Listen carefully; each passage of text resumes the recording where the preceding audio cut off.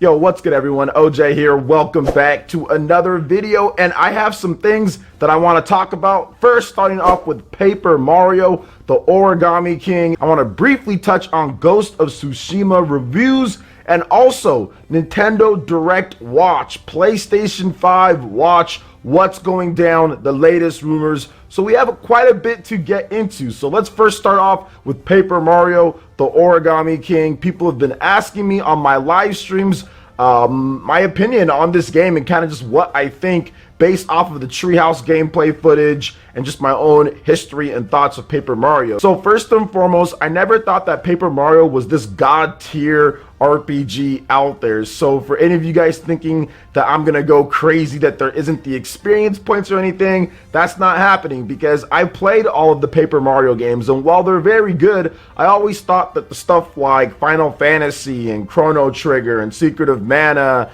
and Skies of Arcadia and Xenosaga and all the other games that we had around the time that these Paper Mario games were RPGs, pretty much all those games were better in terms of how they did the RPG. Now, Paper Mario had great writing and it was charming and funny and all of that, but that's kind of what I saw the Paper Mario series for. Now, don't get me wrong, like, I still like the RPG elements, and when they switched away from it, back like Super Paper Mario, I was like, yo, what happened to Paper Mario? But it's been like more than a decade since Thousand Year Door that they've done anything like the RPG stuff, and they've pretty much moved away from that. So I've pretty much moved on as well. So I see Paper Mario for what it is. It's a big adventure type of game with really good writing and exploration, and that's kind of how they want the series to be. Now, I don't love the Paper Mario series and everything. Like I said, I thought it was really good. Don't get me wrong, I think it's a good series, but I'm not in super love with it.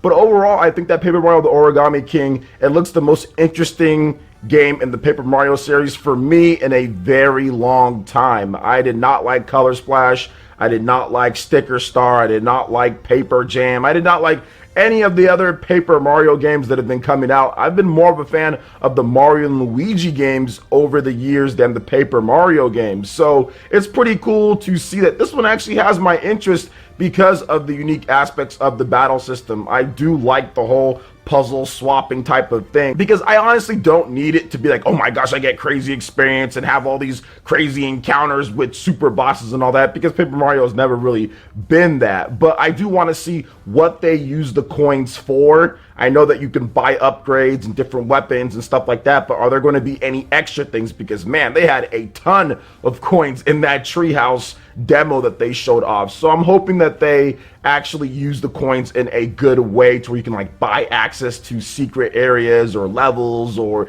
different type of scenarios that you wouldn't have been able to get access to if you don't have those mass amounts of coins. I'm hoping it's not like New Super Mario Bros. 2 on the Nintendo 3DS, which that game, you just collect a bunch of coins just for the heck of it. I mean, like, what do you do with all those coins?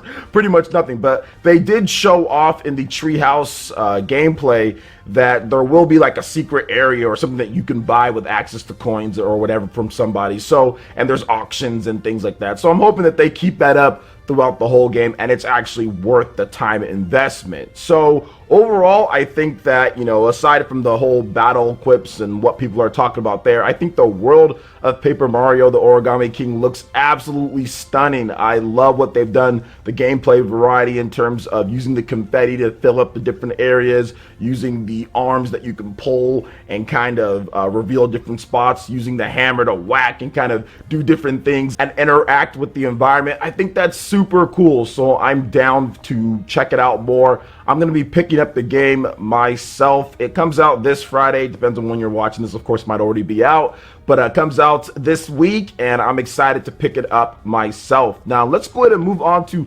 Ghost of Tsushima. This game just got the reviews dropped on Metacritic and OpenCritic, and it's starting out pretty solid. 84 on Metacritic, 86 on OpenCritic as of the time that I'm recording this video. And it's a game that I knew that I was going to pick up at some point. I mean, I've been saying that I'm going to get it day one, and there's just so much stuff with Paper Mario coming out, and I really want to kind of delve into Paper Mario, so I'm not 100% sure that I'm going to be picking it up day one. We'll have to wait and see on that. I know Nintendo's probably going to give me a review code for Paper Mario the Origami King, so I mean, I don't really feel like going out and picking up the game at the stores, and like, I'm not a big fan of digital in terms of buying digital on PSN. So I'll probably pick up the game at some point, but it has an 84, which is lower than what some people thought. But I already knew that it was going to be an 80s game. I think on the Spawncast, we talked about our predictions for it, or what we thought, and I figured that it would be a 80s game, like mid 80s or so. That's exactly where it's at, because I didn't really see anything from the state of play that they showed off a bit ago. I didn't really see anything that really pushed the combat to the next level. I didn't see anything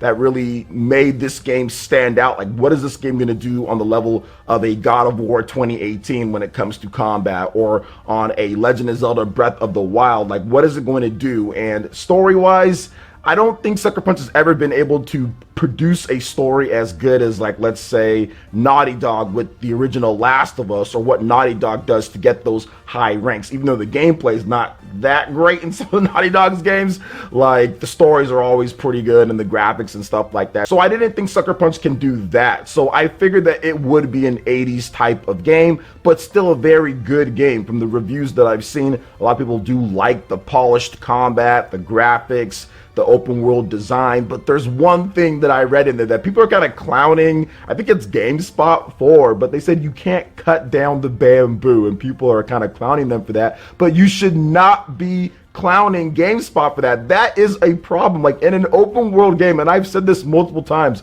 Breath of the Wild has me, I would just say, really upset with other open world games. You should be able to cut down trees and bamboo. Like, that should be something that you should be able to do and collect the resources from it. I don't care. Like, you have this beautiful open world, and like, you're out there, you're riding around on your horse, and you're just walking around, and then you go up to a tree, or you go up to something, and like, you slash it with your sword. Same thing with Horizon Zero Dawn, and it just like goes right through it. Like, you should be able to cut at least some of the trees and bamboo in the game. Like, if you can't do that, that's a problem with myself as well. So I really hope games next generation, open world games, listen, you don't have to make everything to where you can interact with it and crazy stuff happening, but make it to where if you have a sword and there's trees or there's bamboo or whatever the case is, that you can cut those down. I'm sorry, that needs to happen. So I understand the pain in that particular instance. Now, I don't necessarily agree with everything in their review. I think they gave it like a 7 or something like that. But at the same time, like,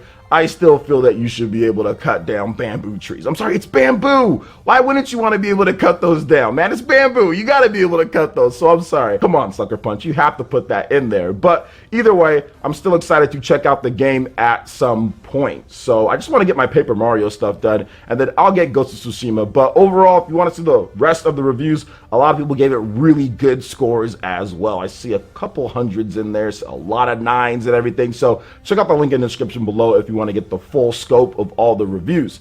Now let's talk about some of these rumors that have been going down as well with the Nintendo Direct and PlayStation 5. So yesterday on my channel, we had a PS5 watch. Jeff Grubb over there from VentureBeat GamesBeat, he put out a tweet saying like, hey, PS5 pre-orders should go down like this morning. People were crazy. We had my boy Marlon Gaming Nation doing his stream waiting for stuff. Dreamcast guy waiting for stuff. You know, they were out there just waiting. Marlon had like 3,000 plus people sitting there waiting for the PlayStation 5 pre-orders to go live, and they never happened. I mean, maybe it was just some bad information or a bad tip that he got. But yeah, these PS5 rumors are all over the place when it comes down to it. Price, when there's going to be pre-orders, all this stuff. But it had pretty much the internet in a state of drop everything that you're doing and wait for these PS5s to be pre-ordered. Because there's definitely information out there that Sony's not going to have a ton of these ready to go at launch. So,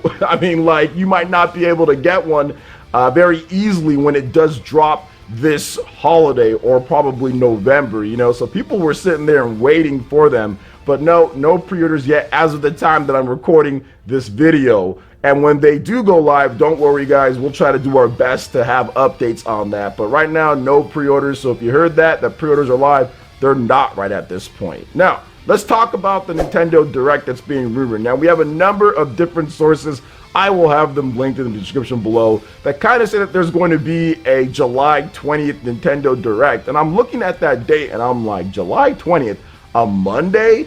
I mean, that has to be just like a shadow drop. I don't think Nintendo's going to announce it on like a Friday or like a Saturday for a Monday. I mean, I'm not even sure if Nintendo's ever had a Nintendo Direct, a big one at least, that comes out on a Monday, and that's what July 20th is. So maybe it's announced on Monday and then they do it on the 22nd or something like that, which would be like a Tuesday or a Wednesday. I'm not really sure, like 22nd, 21st, 22nd, maybe it's something like that, but I don't see Nintendo dropping it on that date, and that is the date that's getting floated around everywhere. Nintendo has to detail their second half. We have no idea outside of like a couple different games in terms of what's going to be 2020, and those games don't have dates on them. So stuff like Bravely Default 2 and also No More Heroes 3, I mean, those are 2020 games that are exclusive to the Switch that Nintendo's definitely helping push, market, whatever the case is, or even publish, but we don't have any actual dates on them. So we need dates on certain things. So I do feel that there's going to be a Nintendo Direct sometime in the next month or so. I think it's either going to be the end of this month or it's going to be early August that we're going to see something, just so we can get some dates and some new announcements for things. But I don't know about this newest July 20th Nintendo Direct stuff. I'm not so sure about that. Some peeps are getting pretty antsy on social media saying Nintendo has to announce something because they haven't done anything yet and we don't know anything. It's going to be crazy. So I do that Nintendo's going to announce some stuff when it comes down to a Nintendo Direct, or just generally like another treehouse with multiple different games, and just give some dates, or even just a Twitter drop with some information within the next, like I said, couple weeks here, or even early August for a Direct. So those are my thoughts on a variety of different things that people have been discussing here. What do you guys think about all this? Let me know in the comment section below. All right, guys, that wraps it up for this video here. Check out the links in the description. We got Twitter. You're going to give us a follow on there. Stay up to date on all the latest gaming news and information. Also, make sure you like, comment, and subscribe, and share this video if you can. Thank you guys so much for watching, and we'll catch you for the next one. Peace.